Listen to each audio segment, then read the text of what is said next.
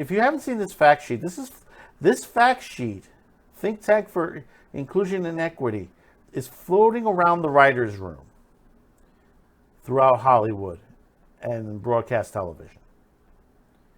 And this is a major issue.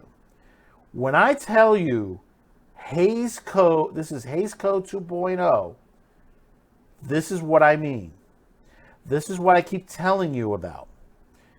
You have people out there that are writing these sheets that are telling you what are overrepresentative stories or harmful stereotypes,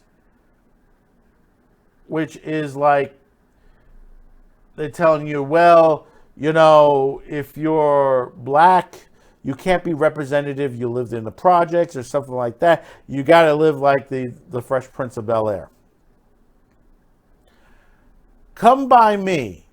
Nobody in my neighborhood is living that way.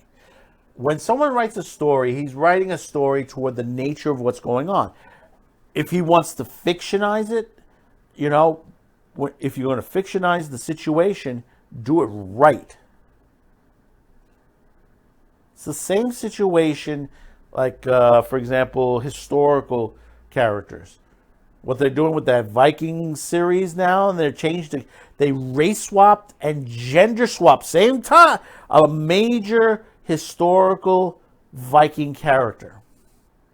And they did the same thing to Aberlin, and they did the same thing to many other people. And, you know, especially like anyone that's a redhead. You've seen through all the superheroes and TV series that they've changed on there. And to move on just a little bit on here, CW has the Gotham Knights series comes out. They've already done a race swap on it. And the race swap is Carrie Kelley. If you're familiar with Carrie Kelley, she's in the Dark Knight Returns movie. She's plays the female Robin. So this is the Gotham Knights series is being done by the same people who are responsible for the Batwoman series. So we have another redhead swap to a black woman. Now, this is nothing against the actress. She's probably a great actress. But see, this is the problem. When I show these fact sheets that they come out, the Think Tank for Exclusion and Equity, this is what they're going by. This is what they're telling networks like CW you have to do. This is on a constant. And you know the scary part is the fact sheets itself has everything from the criminal justice system, disabled people, Asian, LGBT. In fact, they just advanced the LGBTQ, which is now it's LGBTQIA+, Muslims, Middle Easterns, North American, Native American, Indigenous, older adults, South Asians, U.S. military, women and girls, Southeast Asians, migrants, Latinx, which I found very offensive. And these are sheets that they're putting out there.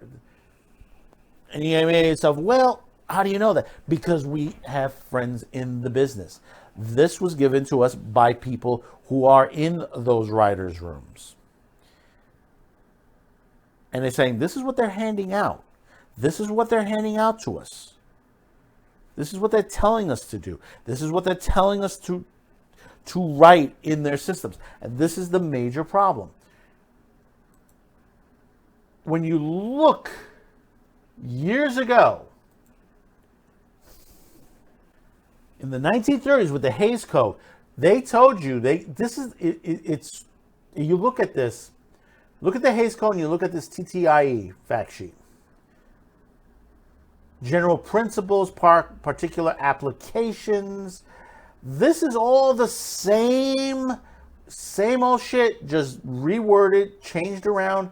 I mean, for example, crimes against the law. These should never be presented in a way to throw sympathy with the crime against law and justice to inspire others for a desire intimidation. Brutal killings are not to be presented in detail. You know, these are some of the things on there. Seduction or rape, vulgarity, obscenity, profanity. You know, I said this on Saturday Pre-Flight. MASH the movie was the first movie to use fuck in a long time. You know, like really, truly use the word, first word to use fuck. Never heard on that. And that's because of the Hays Code. You couldn't do that. And when you read into the Hays Code, take a moment, read the Hays Code. And it's scary. And it took the Supreme Court multiple times to depose this. And now we have the MPAA, which I think the MPAA needs to be abolished as well. Because the MPAA is not doing their job.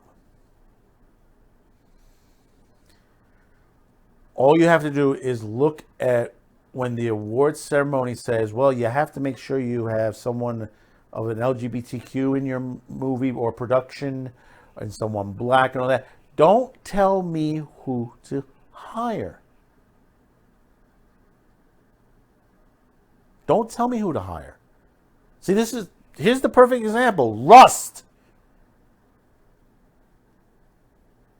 When you have people that basically inexperienced, that you hired, not saying that the Rust hired for color or minorities or anything of that nature, but that they hired cheaply inexperienced people to save a buck. And that's another thing, that's to save a buck. This is the issues that goes on. This is what happens. On the other hand, you have situations where you make stories that doesn't make any sense. Lord of the Rings TV series, just using the appendix. Or as I say, 60 words from the great Isaac Asimov. 60 words. I keep saying these things. And the thing about it is, it's true. This is what you have to be careful of. These things don't work. They don't work at all. It's been proven. This happens. This Gotham Knights series is the way it's looking. It's DOA. It's DOA on arrival. And I'm saying this right now. It's because of the CW. The CW has been doing this. And it is the stupidest things that you see coming out of the CW. They continue to do this.